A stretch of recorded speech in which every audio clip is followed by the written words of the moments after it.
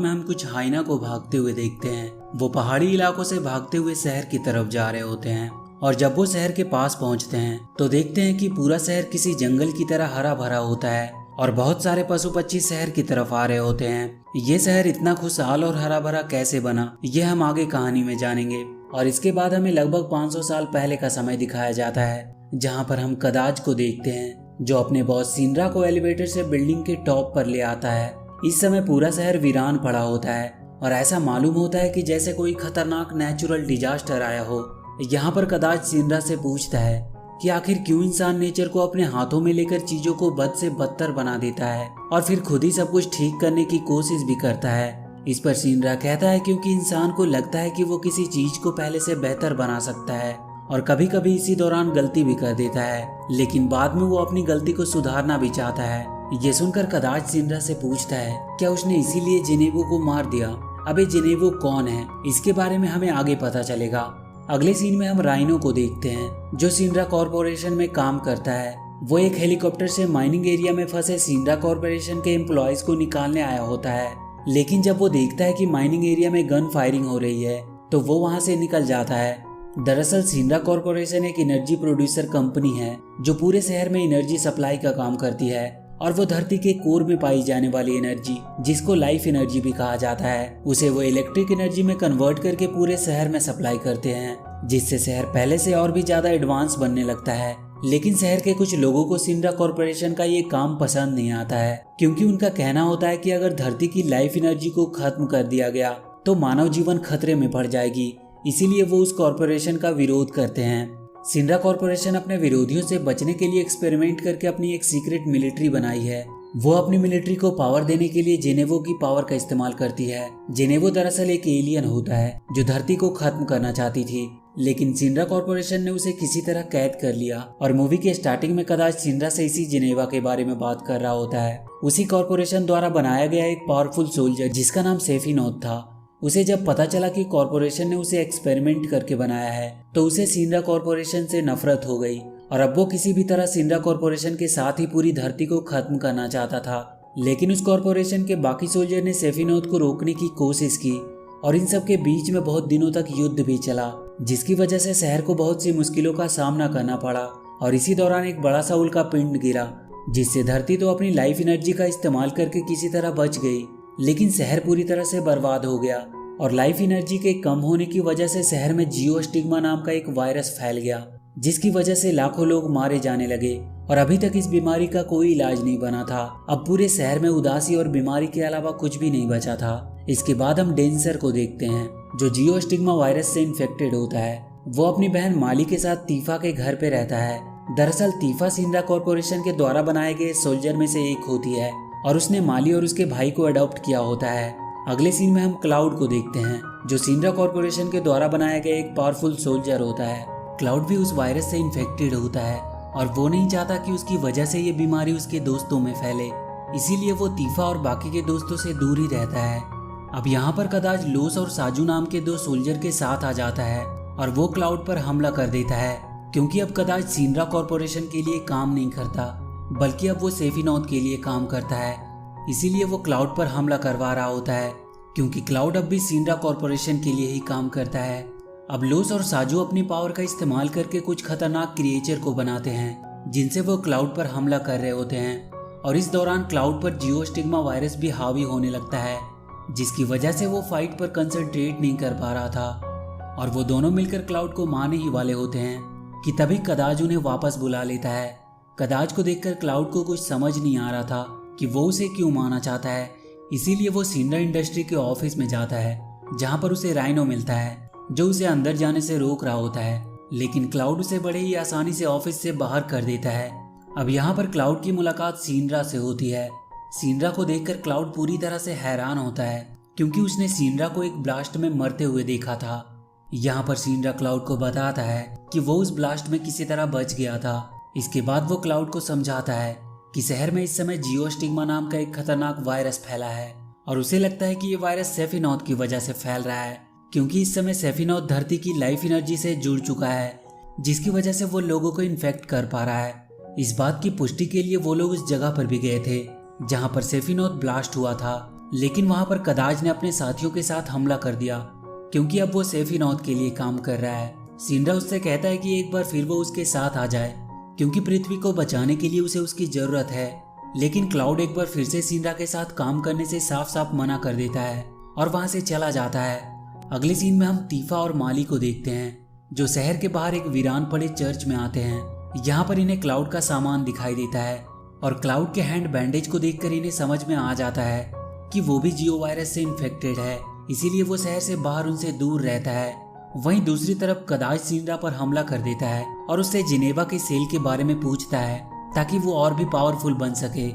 लेकिन सिंड्रा कदाज से कहता है कि अब उसके पास जिनेवा की बॉडी सेल नहीं है। इस पर कदाज गुस्से में सिंड्रा को उसके 2 एजेंट की आई कार्ड दिखाता है जिनको उसने मार दिया था और वो सिंड्रा को अपना इविल फॉर्म भी दिखाता है जिसमें सेफिनॉथ का अंश होता है।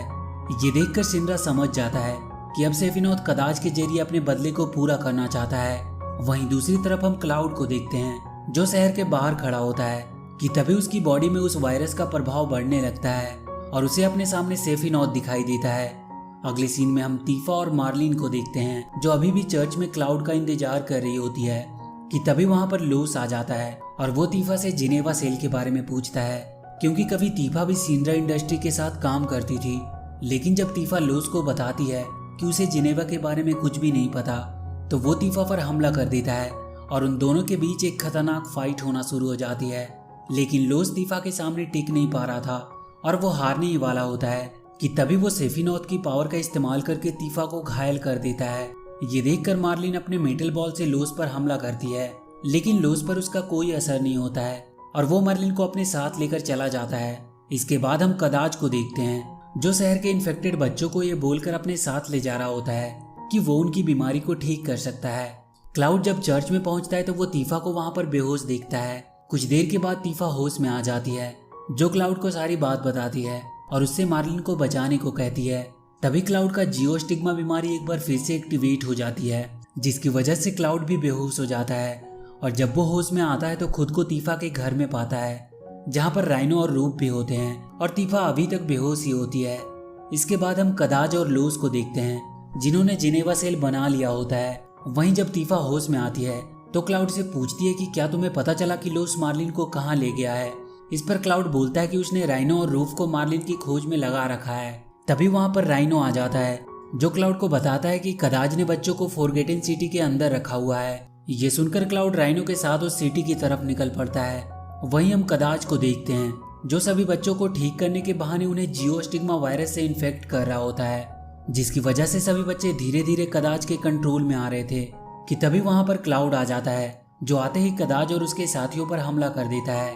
लेकिन वो कदाज और उसके साथियों के सामने टिक नहीं पा रहा था और अब उसकी बीमारी भी उसके लिए परेशानी खड़ी कर रही होती है। लेकिन तभी वहां पर वेलिन आ जाता है जो कभी क्लाउड के साथ ही काम किया करता था। वो क्लाउड को कदाज और उसके लोगों से बचाकर वहां से बाहर निकालता है। इसके बाद वेलिन क्लाउड को बताता है कि उसे पहले से ही शक था कि कदाज अपने दोस्तों के साथ मिलकर सेफिनॉथ को फिर से लाने की कोशिश करेगा और इसीलिए वो कब से उस पर नजर रख रहा था। तभी वहां पर मर्लिन आ जाती है जो किसी तरह कदाज के कैद से भाग आई होती है। मर्लिन को देखकर क्लाउड बहुत खुश होता है और वो वेलिन से मर्लिन को घर छोड़ने को कहता है। लेकिन इस बात पर मर्लिन गुस्सा हो जाती है क्योंकि क्लाउड कभी भी मर्लिन के साथ टाइम स्पेंड नहीं करता था। ये देखकर क्लाउड मर्लिन को घर तक छोड़ने के लिए निकल पड़ता है। वहीं दूसरी तरफ कदाज उन इन्फेक्टेड बच्चों के साथ सिंड्रा इंडस्ट्री के पास पहुंचता है और वो अपने दोस्तों के साथ मिलकर बिल्डिंग को गिराना चाहता है क्योंकि उसे लगता है कि जिनेवा की बॉडी इसी के अंदर कैद है। लेकिन जब शहर के लोग कदाज और उसके दोस्तों का विरोध करते हैं तो साजू अपनी पावर की मदद से डार्क क्रिएचर से लोगों पर हमला करवा देता है जिससे सभी लोग अपनी जान बचाकर वहां से भागने लगते हैं। अब तीफा डेंसर के पास आती है और उसे अपने साथ चलने को कहती है। लेकिन इस समय डेंसर जियो स्टिग्मा वायरस से इन्फेक्टेड होता है। इसके बाद हम कदाज के साथियों को देखते हैं जो सिंड्रा इंडस्ट्री के बिल्डिंग को गिराने ही वाले होते हैं कि तभी वहां पर राइनो और रूप भी आ जाते हैं। वहीं दूसरी तरफ क्लाउड मर्लिन को घर छोड़ देता है और जब वो वापस आने लगता है तो मर्लिन उसे हौसला देती है और कहती है कि तुम जीत कर आओगे। इधर कदाज अपनी मैट्रिक की मदद से आसमान में एक पोर्टल खोलता है जिसमें से एक बड़ा सा क्रिएचर बाहर निकलता है जो उस बिल्डिंग को तोड़ने लगता है। उस बड़े से क्रिएचर को देखकर सभी लोग डर जाते हैं। रूफ और राइनो मिलकर बच्चों को बचाने में लग जाते हैं। लेकिन इसी दौरान साजू राइनो पर हमला कर देता है। लेकिन वो दोनों किसी तरह मिलकर साजू को हरा देते हैं। वहीं दूसरी तरफ जब उस बड़े से क्रिएचर को वहाँ पर जेनेवा की बॉडी नहीं मिलती है तो वो गुस्से में आ जाता है और वो डेंसर को खाने ही वाला होता है कि तभी वहाँ पर सिंड्रा इंडस्ट्री के बाकी के सोल्जर आ जाते हैं जो डेंसर को उस क्रिएचर से बचाने की कोशिश कर रहे थे। वहीं तीफा उस क्रिएचर से लड़ते लड़ते नीचे गिर जाती है और अब उसके ऊपर बिल्डिंग का मलबा गिरने ही वाला होता है और दूसरी तरफ डेंसर को डार्क क्रिएचर मारने ही वाले होते हैं कि तभी वहाँ पर क्लाउड आ जाता है जो तीफा को मलबा गिरने से पहले ही वहाँ से हटा लेता है और साथ ही साथ वो डार्क क्रिएचर को मारकर डेंसर को बचा भी लेता है। इसके बाद उस बड़े से क्रिएचर और क्लाउड के बीच में फाइट होना शुरू हो जाती है। वहीं दूसरी तरफ हम कदाज को देखते हैं जिसको सिंड्रा बताता है कि जिनेवा सेल शुरू से ही उसके पास थी, लेकिन वो नहीं चाहता कि इसका कोई गलत इस्तेमाल करे, इसीलिए उसने इसे छुपा कर रख दिया। और इसके बाद सिंड्रा जिनेवा सेल से भरी बॉक्स को बिल्डिंग से नीचे फेंक देता है ताकि कदाज उसका कभी भी इस्तेमाल न कर सके।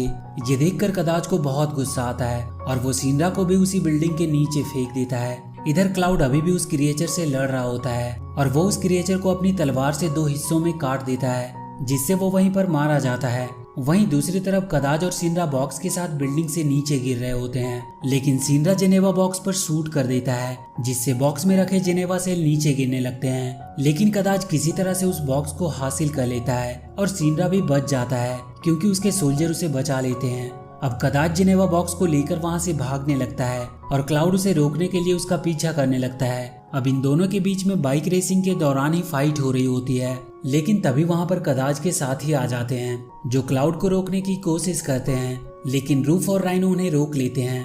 अब कदाज और क्लाउड लगातार आगे बढ़ रहे थे, लेकिन हाईवे के बीच में से टूटे होने की वजह से ये दोनों हाईवे के नीचे गिर जाते हैं। लेकिन कदाज किसी तरह से क्लाउड को चकमा देकर वहां से निकल जाता है और जब वो बॉक्स को देखता है तो उसमें जिनेवा सेल का आधा से ज्यादा भाग नीचे गिर चुका होता है। तभी वहां पर क्लाउड भी आ जाता है और इसके बाद उन दोनों के बीच में फाइट होना शुरू हो जाता है। लेकिन तभी वहां पर लाइफ एनर्जी लिक्विड फॉर्म में निकलने लगता है और जब वो क्लाउड के ऊपर पड़ता है तो उसकी बीमारी ठीक हो जाती है। ये देखकर कदाज डर जाता है और वहां से भागकर दूर आ जाता है, पर अगले ही पल क्लाउड भी वहां आ जाता है। इसके बाद उन दोनों के बीच में एक खतरनाक फाइट होना शुरू हो जाती है। अब यहाँ पर क्लाउड के दोस्त भी आ जाते हैं, लेकिन वो क्लाउड की मदद नहीं करते क्योंकि ये फाइट क्लाउड को अकेले ही लड़नी होती है। अब लड़ाई के दौरान क्लाउड कदाज पर पूरी तरह से हावी होता है और कदाज वहां से गहरी खाई में गिरने लगता है। लेकिन इसी दौरान वो जिनेवा सेल से कंबाइन करके स्टेफ्रॉन में बदल जाता है और अब कदाज की पावर बहुत ज्यादा बढ़ जाती है। इसके बाद कदाज क्लाउड को बहुत बुरी तरह से मारता है और अपनी तलवार क्लाउड की बॉडी के आर पार कर देता है जिससे क्लाउड घायल होकर नीचे गिर जाता है। अब कदाज पूरी पृथ्वी को ही खत्म करना चाहता है जिसकी वजह से आसमान में काले बादल छाना शुरू हो जाते हैं। लेकिन अगले ही पल क्लाउड को अपने उन दोस्तों की याद आने लगती है जिनको उसने स्टेफ्रॉन से युद्ध के दौरान खो दिया था। इसके बाद क्लाउड एक बार फिर से खड़ा होता है और इस बार वो अपनी पूरी ताकत से कदाज पर हमला करता है और देखते ही देखते वो कदाज को मौत के घाट उतार देता है।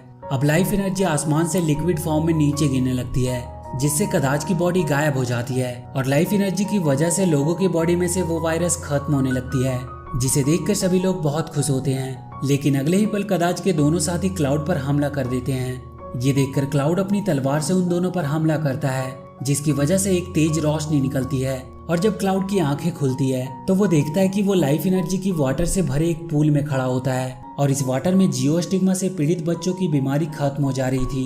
ये देखकर क्लाउड डेंसर के ऊपर लाइफ एनर्जी को डालकर उसकी बीमारी को ठीक कर देता है। ये देखकर सभी लोग बहुत खुश होते हैं और एक बार फिर से शहर में खुशियां लौट आती है और इसी के साथ ये मूवी यहीं पर खत्म हो जाती है।